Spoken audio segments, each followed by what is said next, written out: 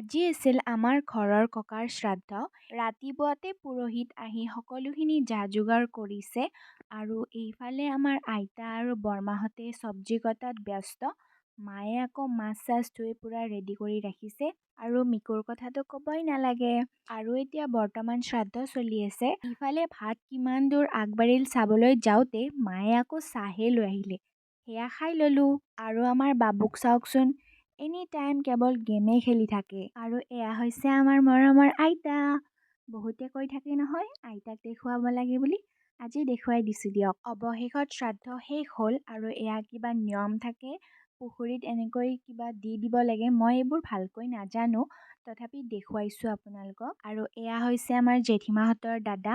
আৰু এয়া আমাক প্ৰসাদ খাব দিলে। তাৰপিছত আমি সকলোৱে ভাত খালোঁ।